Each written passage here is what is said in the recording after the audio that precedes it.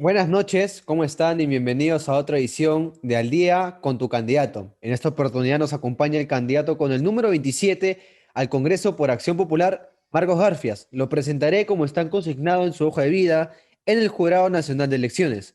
Actualmente se encuentra trabajando como investigador principal del Instituto de Estudios Peruanos, el IEP, licenciado en Historia por la Universidad Nacional Mayor de San Marcos, diploma en Planificación y Gestión del Desarrollo Local en la Universidad Nacional Mayor de San Marcos también, estudios de doctorado en Historia de América Latina en el Colegio de México.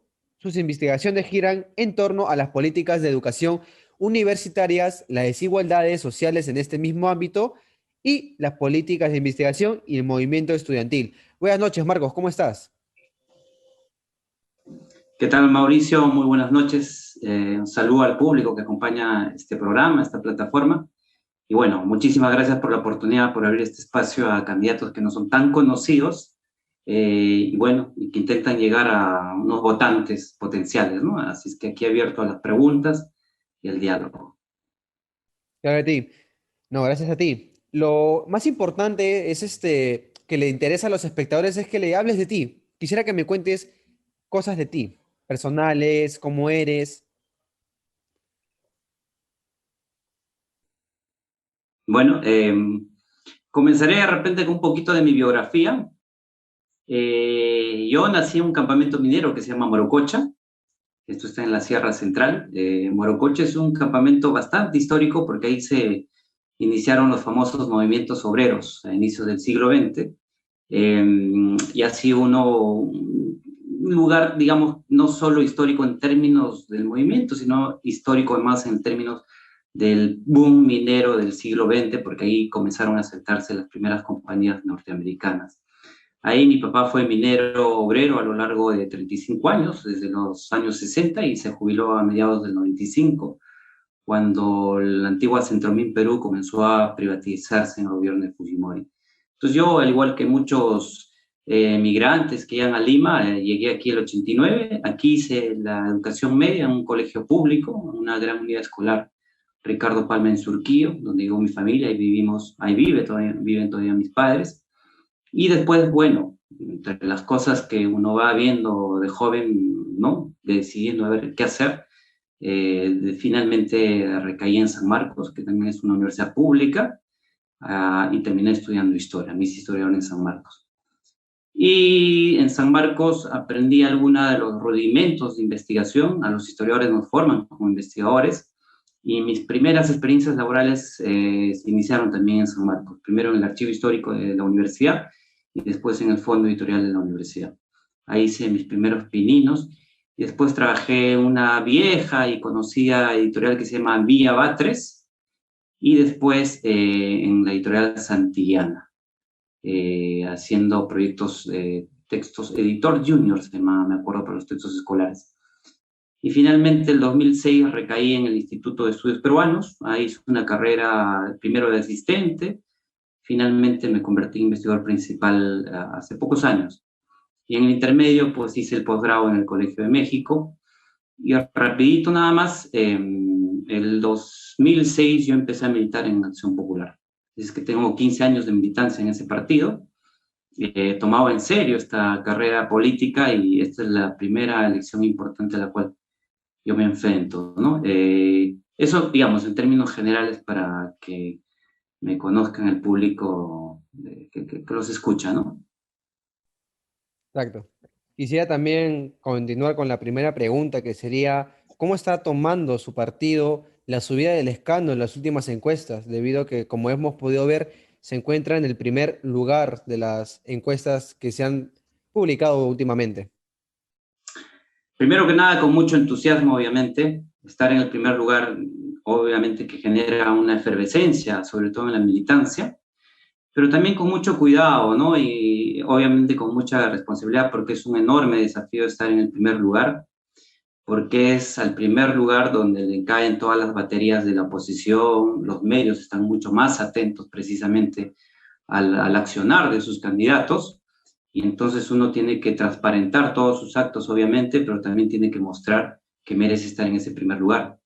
Entonces el candidato presidencial tiene en ese sentido un enorme desafío de mantener esa percepción de la población, sobre todo de los electores, y bueno, a quienes vamos más bien a la candidatura congresal, obviamente nos obliga, ¿no? A estar a la altura de las circunstancias, la enorme responsabilidad de defender no solo al candidato, también la propuesta, también al partido, ¿no? Que ha sido el año pasado y este año, además, ha sido como foco de la noticia, no necesariamente por el buen accionar, sobre todo de su bancada. Entonces, hay muchos escenarios que nos toca a nosotros cuidar como candidatos, ¿no?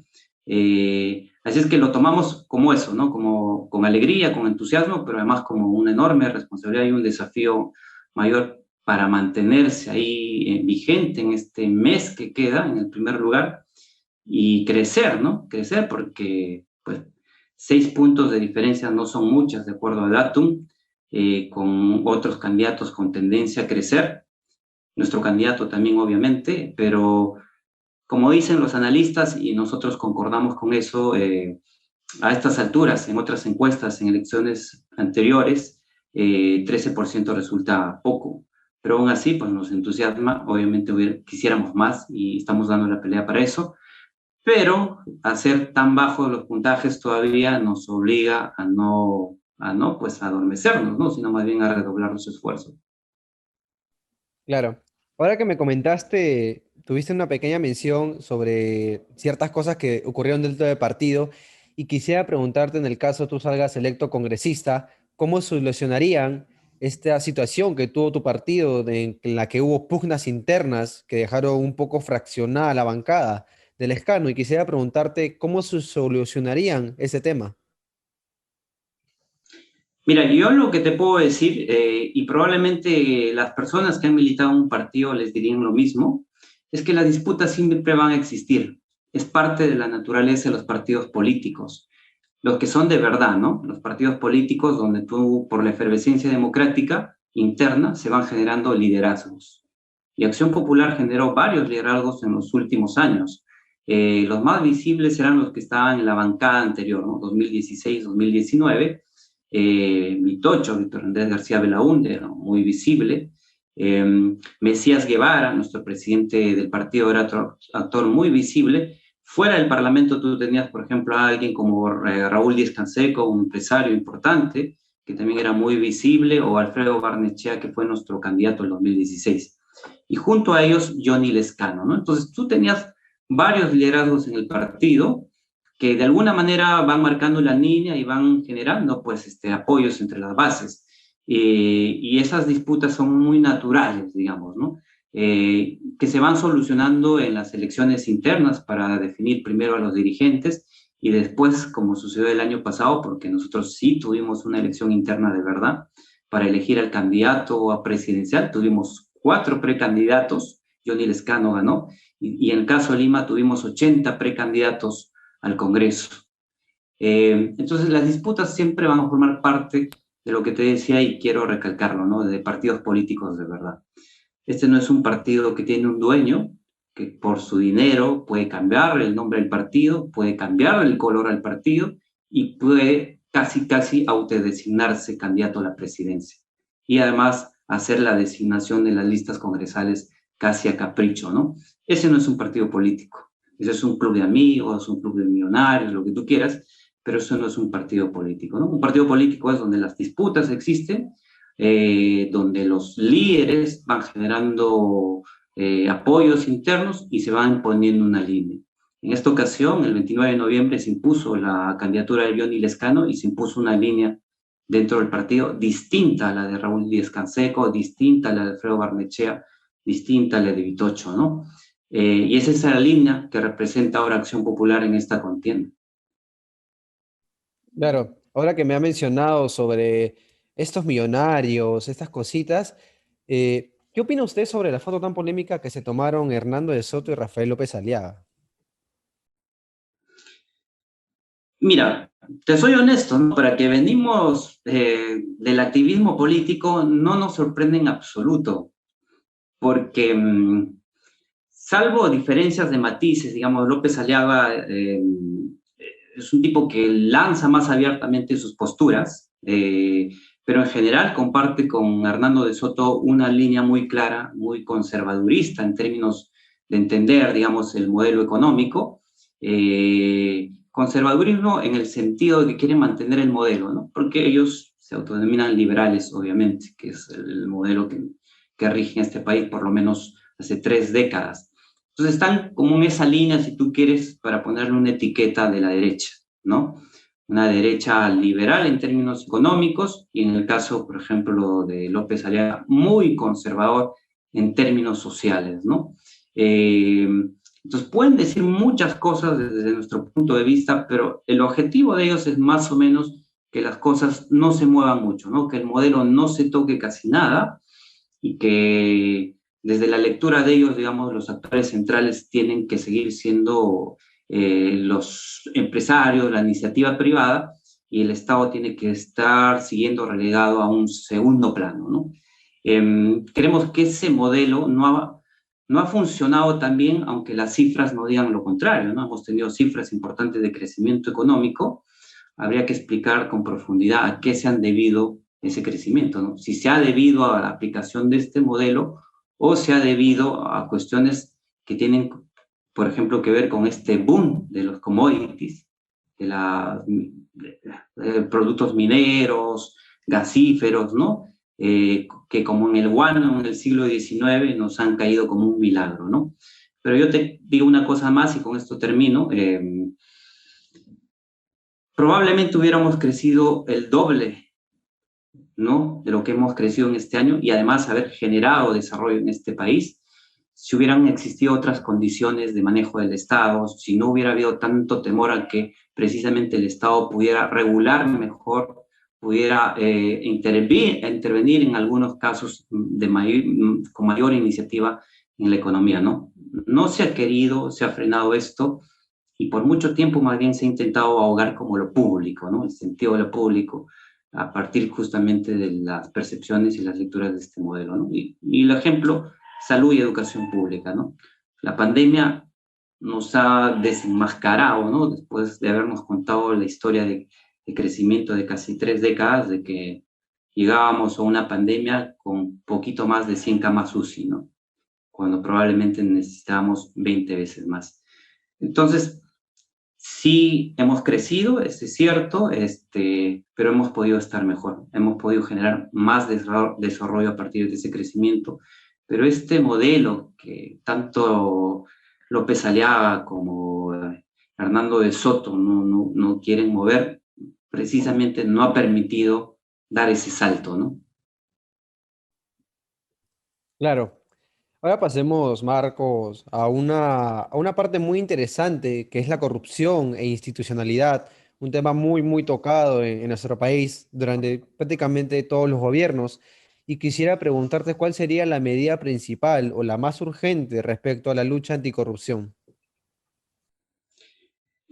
No sé si han tenido ustedes la oportunidad de leer el Plan de Gobierno de Acción Popular, que también es bastante criticado estos últimos días, pero inicia con un preámbulo bastante importante, ¿no?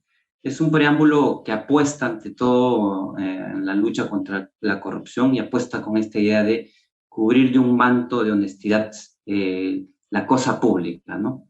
Creo que hay un compromiso central de nuestro candidato y entre las medidas, digamos, centrales está precisamente, entre otras cosas, incrementar las penas a los casos de corrupción.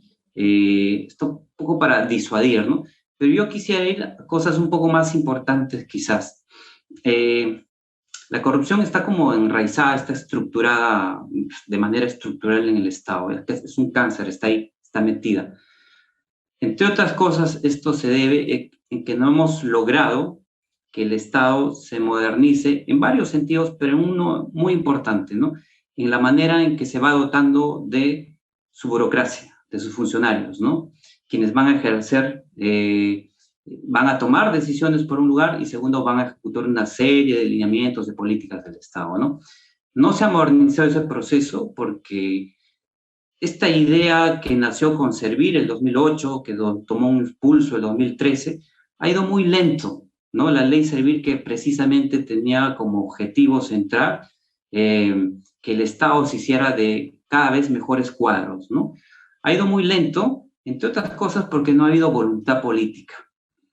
Los partidos, los gobiernos, o estos, entre comillas, partidos que han ido tomando el control del Estado, ya no hablo de Fujimori, no hablo desde el 2002 en adelante, Toledo, porque aquí no lo voy a meter yo a Paniagua, ¿no? Es una cosa que es incomparable, digamos, en términos de análisis político. Eh, Más allá del discurso no ha existido la voluntad, ¿no? Servir se ha demorado mucho, no logramos que funcione la meritocracia dentro de, ¿no?, la forma en que nosotros vamos seleccionando a nuestros funcionarios, y eso ha sido un talón de Aquiles, ¿ya? Porque cada partido que toma el control en el Ejecutivo, en el gobierno central, pero también en los municipios, incluso en las universidades públicas, viene con un paquete de clientelas y argollas que no necesariamente son los más preparados, ¿no? Sino que responden a una serie de favores, intereses y de controles, porque hay grupos de poder enquistados en sectores del Estado, algunos ministerios, pero también algunos municipios. No hablo de 5 o 10 años, 20 años probablemente. Cuando uno se pone a explorar esto, se va dando cuenta cómo grupos así, cadenas de grupos, se van turnando, ¿no?, en el control, porque aprenden a manejar los procesos electorales, aprenden a generar clientela con la población, utilizando recursos de los propios municipios para mantenerse, por ejemplo, en el control de estos, ¿no? Y lo mismo pasa probablemente en los gobiernos regionales. Entonces, acabar con eso implica un esfuerzo enorme de voluntad política, porque un solo partido dentro del gobierno no lo va a poder hacer. Tiene que generar un consensos enormes, y creo en ese sentido que quizás la primera medida va a ser generar ese consenso enorme con otros partidos, pero también con la sociedad civil, ¿no? Gremios de trabajadores, gremios estudiantiles, gremios profesionales, ¿no? De entender que, entre otras cosas, si la pandemia nos ha golpeado duro, es por la corrupción. Si este país no ha dado el salto el crecimiento económico, ha sido por la corrupción, ¿no? Por último, y con esto termino, la corrupción pues no tiene 20, 30, 40 años, ¿no? Hay un libro muy bonito de Alfonso Quirós que se llama Historia de la corrupción, que publicó mi centro, el Instituto de Estudios Peruanos, que te habla que la corrupción existe por lo menos desde algunas décadas antes de que se funde este país como república, ¿no? Antes de la independencia, desde el siglo XVIII y quizás un poquito más atrás, ¿no? Entonces, la corrupción es un problema enorme y estructural en este país, y quizás cuando logremos romper con eso, sí vamos a poder dar el salto, ¿no? Claro, hablando de consignar información a las instituciones públicas, uno de los grandes temas es la modernización del Estado, como está mencionado, de modernizarnos y dar el siguiente salto. ¿Cómo promover la institucionalidad y la meritocracia, Marcos? Me adelanté quizás ahí en mencionar la ley Servir porque está muy enraizado en este problema de la corrupción, y creo que ese es un paso central, ¿no? Hay que empujar la ley Servir, hay que incorporar de una vez esta idea de meritocracia dentro del proceso de selección de nuestro personal, pero cosas bien puntuales en ese sentido, y después podemos hablar de otras cosas. No sé si a ustedes les suena el ENAP, que es la Escuela Nacional de Administración Pública. Es una escuela que está articulada a este proceso de la ley Servir. La idea era que la ENAP, ¿no?, vaya formando esta alta burocracia estatal. Sin embargo, la ENAP todavía es una institución pequeña que podría ser muy grande. Uno cuando mira, por ejemplo, el modelo francés, ¿no?, de su Escuela de Administración Pública, entiende la importancia de por qué formar, ¿no?, las bases de quienes van a precisamente tomar las decisiones del Estado, van a ejecutar todos los planes que se van tomando, digamos, como acuerdos y consensos políticos, ¿no? Ese es un paso importante, ¿no? Hay que apostar por la ENAP. ¿Por qué es que no se ha hecho? Nuevamente, yo voy a meter la variable política en esto, ¿no? No ha habido voluntad, ha habido más bien voluntad de que vaya lento, y en algunos casos probablemente de más bien dinamitar estos procesos, ¿no? Porque otra vez, nuestra clase política, estas agrupaciones que se hacen llamar partidos políticos, realmente no tienen mucho interés en modernizar el Estado, sino más bien al contrario, ¿no? Mantenerlo anquilosado, lento, fácil de ser permeado, ¿no? Por intereses muy privados y intereses muy corruptos, ¿no? Entonces, nos podríamos pasar aquí hablando en términos técnicos de cómo encaminar, servir, de cómo encaminar ENAP, pero yo tomaré algunas palabras de Johnny Lescano cuando le hacen preguntas parecidas, ¿no? Aquí lo primero es una enorme voluntad de entender que la búsqueda, ¿no?, de la honestidad no es un cliché, sino es una apuesta política profunda, ¿no? Hay que hacer una pelea fuerte dentro del propio aparato estatal que incluye al Parlamento por dar esos pasos enormes, ¿no? Eso incluiría, como decía al inicio, legislación que endurezca las penas para los corruptos, pero también encaminar una serie de instituciones que nos permitan mejorar a nuestra burocracia, ¿no? Y no lo vamos a poder hacer solos. Esto tiene que ser, otra vez, no insisto en lo mismo, porque ningún proceso de modernización, ninguna consolidación de institucionalidad que nos encamina a eso puede funcionar sin consensos políticos enormes, ¿no? Primero, obviamente, de los actores como más visibles en este escenario, partidos políticos, candidatos, pero también sociedad civil, ¿no? Habrá que ver qué pasa, por ejemplo, con los gremios estudiantiles, con los gremios docentes de las universidades, que durante mucho tiempo fueron voz crítica, ¿no? Pero pareciera que se han adormecido un poco. Habría que explicar las razones de por qué, ¿no? Pero ya no tienen tanto protagonismo, por ejemplo, en estos procesos de crítica, de análisis de la realidad, ¿no? Hay que volver un poco quizás a eso, y hay que reconstruir tejido, ¿no? Para que políticos y sociedad civil vayan construyendo ese consenso que yo les digo, ¿no? Consenso político creo que es fundamental, si no va a ser muy complicado, ¿no?, encaminar muchas cosas, ¿no? Claro. Ahora, hablando de la transparencia, del plan que me dijo de su bancada, algo que me dejó muy asombrado que leí en su hoja de vida es, ¿por qué no ha colocado más información de experiencia laboral en su hoja de vida que publicó el Jurado Nacional de Elecciones? Porque particularmente para mí es raro que del 2009 al 2018 solo haya tenido dos experiencias laborales, a no ser que de repente haya omitido algún trabajo que haya tenido pues, anteriormente. Y esa es mi consulta. ¿Por qué solamente hay trabajos, por así decirlo, de experiencias laborales? Uno de que prácticamente fue 2020-2020 y el otro del 2018 como investigador principal hasta la actualidad. Exacto. Bueno, en realidad pues, fue una cuestión de forma, ¿no? Cuando uno ve la hoja de vida de quienes nos inscribimos como candidatos en esta sección de experiencia laboral, me parece que tienen solo dos casilleros. Te dan la opción de añadir una hoja al final, pero la mayoría no opta pues, por la hoja adicional, ¿no? Porque llenar la hojita y uno quiere cumplir con las formalidades, y la entrega, ¿no? Porque además hay un acto de transparencia. Eh, por ejemplo, yo no había reparado que esto, por ejemplo, podría generar alguna curiosidad en jóvenes como ustedes y en general, ¿no? De por qué es que no hay más historial laboral, pero mi historial laboral es bastante amplio, ¿no? Les contaba al inicio, mi primer trabajo formal, en todo caso, fue en el Fondo Editorial de San Marcos.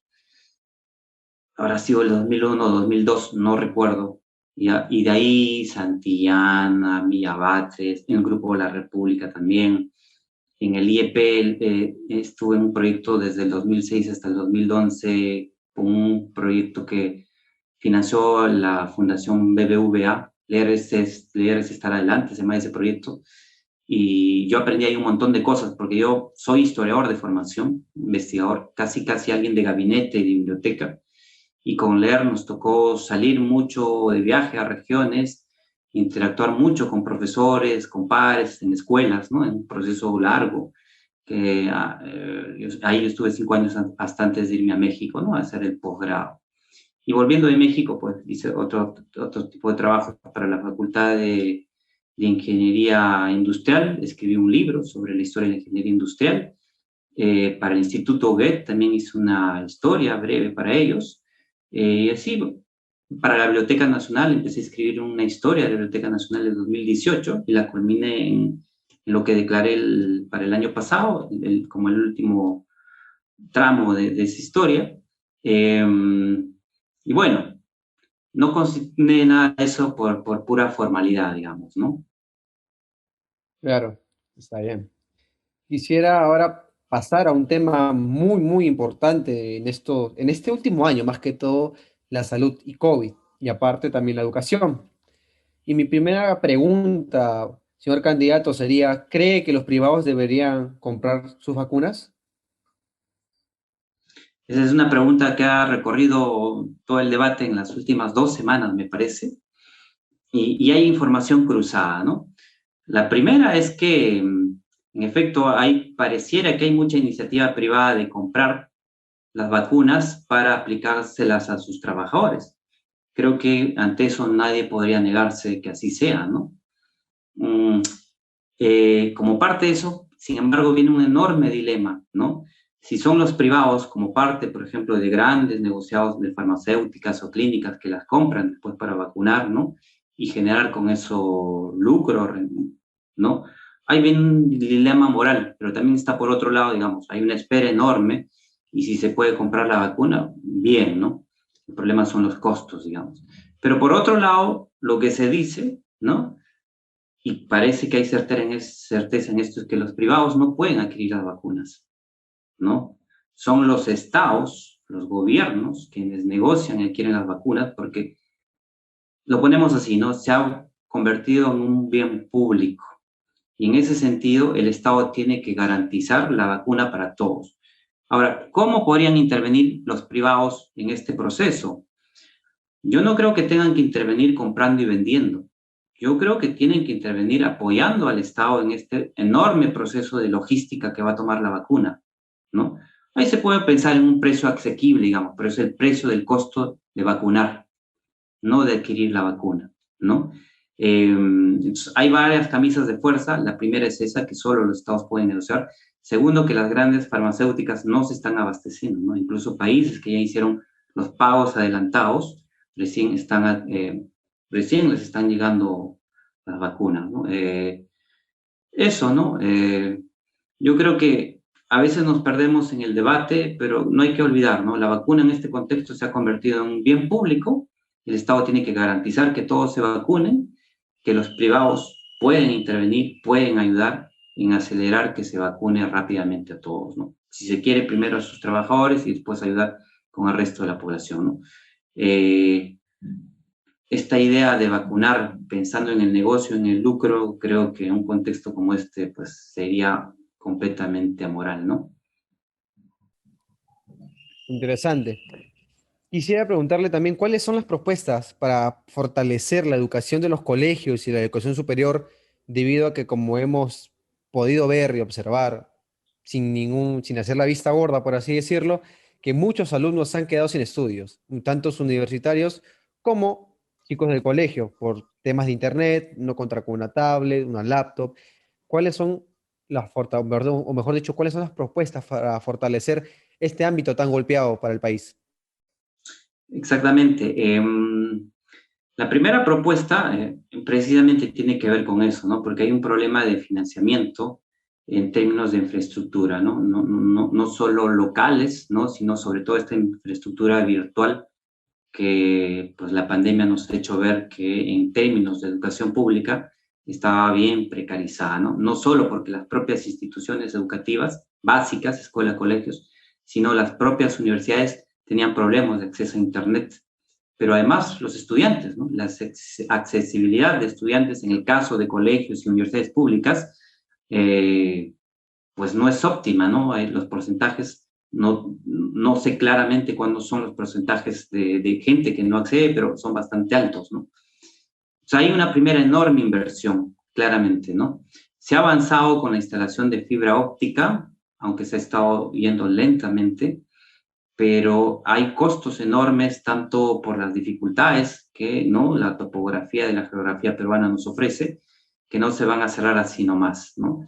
En Acción Popular se lanzó la propuesta del satélite, un poco para acelerar estos procesos, no solo porque abarata el acceso, sino que también lo universaliza, ¿no? O sea, no sería solo para instituciones públicas, estaría abierta en general también para las instituciones privadas, etcétera. Pero el asunto es que en este caso se tiene que invertir mucho para accesibilidad a Internet, ¿no? Que en este contexto es muy, muy importante, aparte de la dotación de equipos, etcétera. Entonces ahí la inyección e inversión es fundamental, ¿no? Entonces, lo primero que nosotros decimos es eso, ¿no?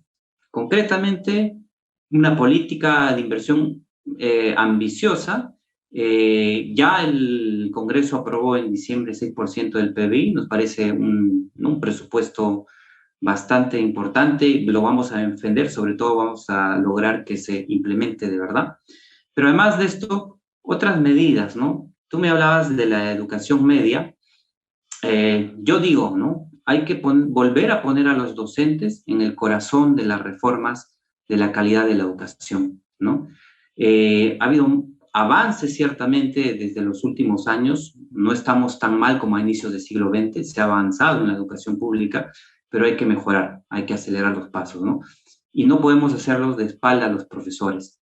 Hay que, por ejemplo, verificar cómo se está llevando lo que se llama dentro del ámbito de la comunidad educativa la formación inicial de los profesores, ¿no? O sea, qué está pasando en las facultades de educación de las universidades y qué está pasando en los institutos pedagógicos. Entonces, una primera medida en ese sentido es fiscalizar, vigilar la calidad de la formación de estos profesores, ¿no?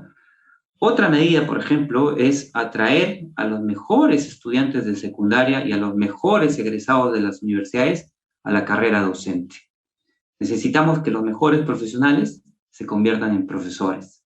Y para eso hay que aplicar una serie de incentivos, ¿no? Por ejemplo, desde becas de pregrado para formarse como pedagogos a los mejores estudiantes de secundaria y becas de posgrado a quienes salen de la universidad que no siendo educadores podrían dar el salto a la educación a partir de formación en posgrado, ¿no? Y el Estado tiene que, en ese sentido, otra vez, ¿no? Una ambiciosa política de becas y esto tiene que ir acompañado, obviamente, con incentivos salariales, ¿no? Tenemos que apostar por eso. Sin los docentes, la mejora de la calidad, bien difícil, ¿no? Y para lograr eso, tenemos que inyectar incentivos para que los mejores, como les digo, lleguen a la educación, ¿no?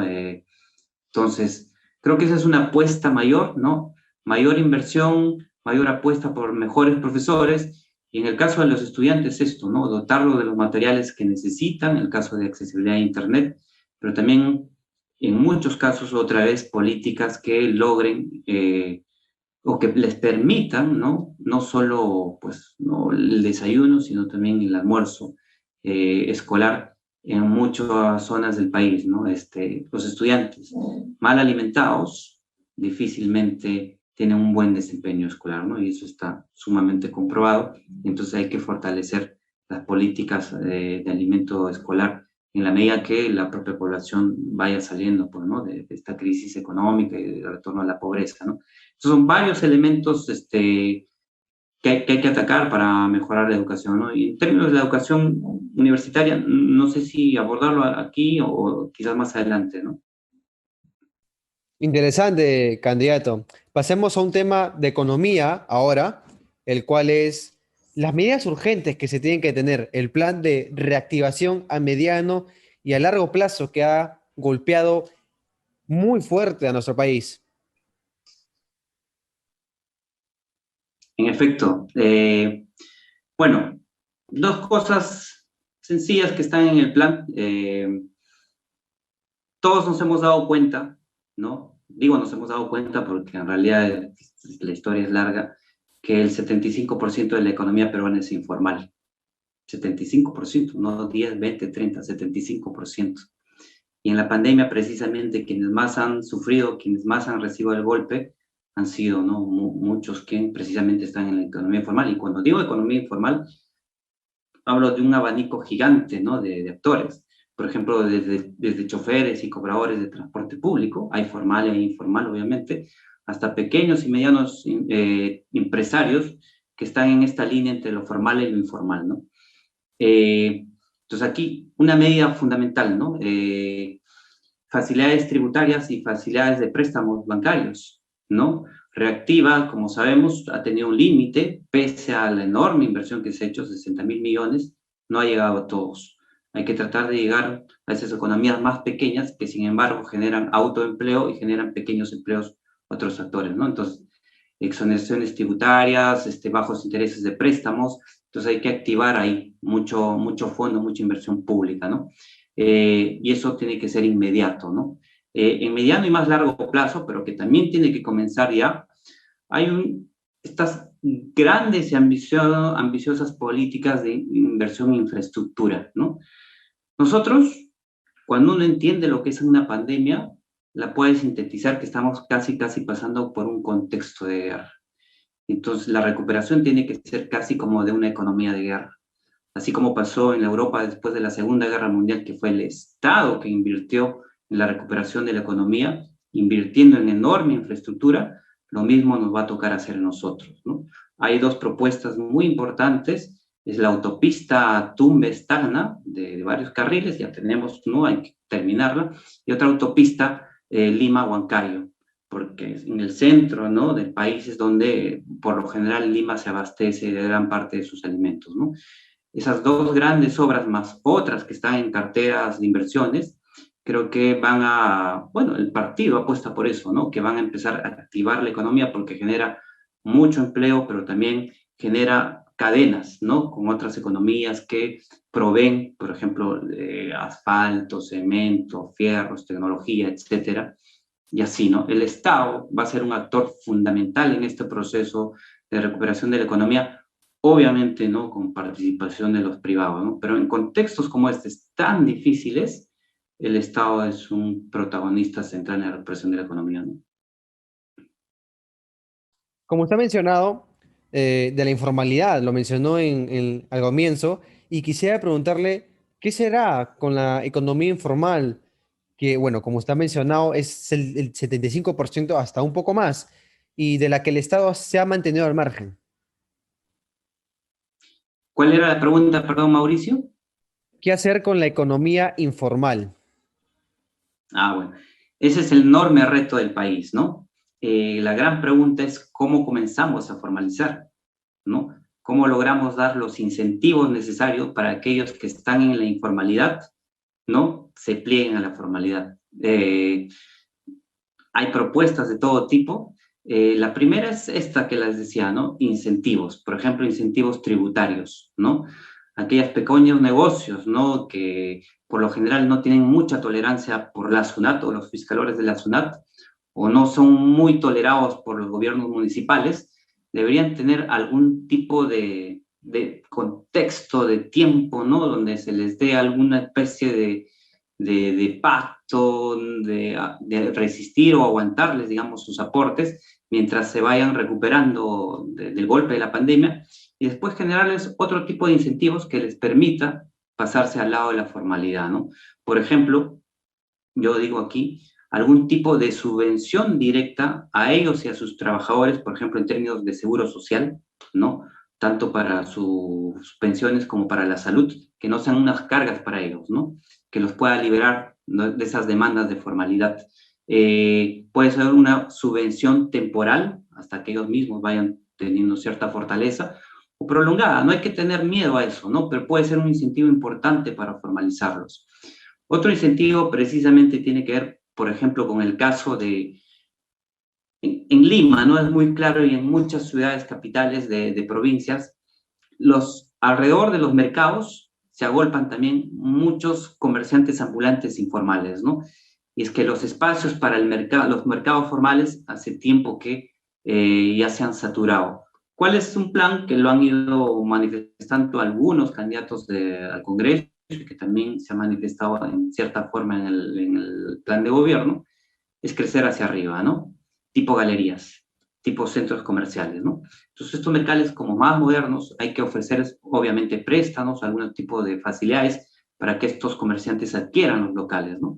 Es una manera también de formalizarlos, ¿no? En el caso, por ejemplo, de los mineros artesanales o los mineros informales, ¿no? También hay que pensar ahí que hay un gran porcentaje de población dedicada a esto, y que por lo general se tiene muchos prejuicios sobre ellos, ¿no? Porque se cree que contaminan. En efecto, sí hay un sector que lo hace, pero hay otro sector que más bien cuida este proceso de no contaminar nada, pese a que son micro productores o micro empresarios pequeños, ¿no?, de la minería. ellos también necesitan ciertos incentivos, por ejemplo, ¿no? Lograr que parte de sus productos se vaya canalizando, digamos, a compradores mayores, ¿no? Ofreciéndoles cartera de clientes, que los empujes, obviamente, a negociar más y mejor sus precios, ¿no? Y otra vez, también generar para ellos una especie de subvención especial para sus trabajadores, ¿no?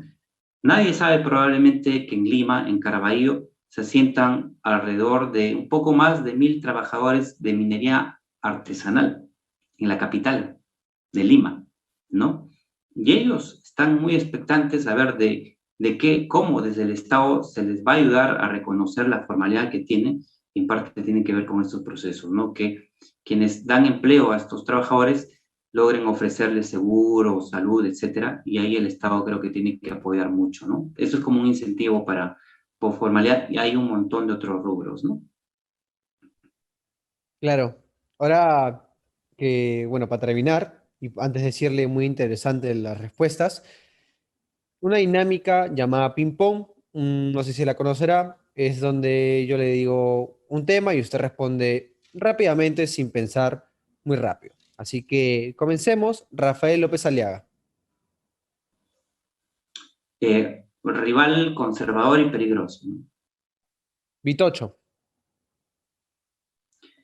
Un antiguo correligionario que felizmente ya está en retiro de la política. Barnechea. Un candidato de 2016 que ayudó, ¿no?, a visibilizar nuevamente Acción Popular, pero que también ya está en el retiro, ¿no? Verónica Mendoza. Eh, una contendiente seria por las propuestas potentes en términos sociales, ¿no? George Forsyth. Un aventurero y un irresponsable que deja un cargo para dar el salto a una candidatura, ¿no? Keiko Fujimori. Más de la política tradicional, ¿no? Que aún así persiste en estas contiendas, ¿no? La SUNEDU. Hay que protegerla y hay que fortalecerla. Muchas gracias, candidato, por su tiempo. Antes de despedirnos, quisiera que dé unas palabras y su número para estas elecciones. Muchísimas gracias, Mauricio. Reitero el agradecimiento al equipo, a la plataforma, por la invitación, por darnos la oportunidad de hacernos visibles. Creo que felizmente, ¿no? Las redes ayudan a eso. Bueno, y simplemente decirles, bueno, que Johnny Lescano es un gran candidato, viene de un partido serio. Nuestra primera pelea fue en la interna, creo que ganó la mejor línea de Acción Popular. Ahora nuestra pelea es afuera, ¿no? Con otros candidatos. Eh, Vamos por una cruzada por la honestidad, el combate a la corrupción es central en este proceso, y así como les pido el apoyo, el respaldo a Johnny Lescano, también les pido que, ¿no? El 11 de abril, por favor, puedan marcar las 3 lampitas de Acción Popular y marcar el 27 de Marcos Garfias. Muchas gracias, un abrazo grande y pues, adelante, como decimos los axiopopulistas. Cuídense mucho. Muchas gracias.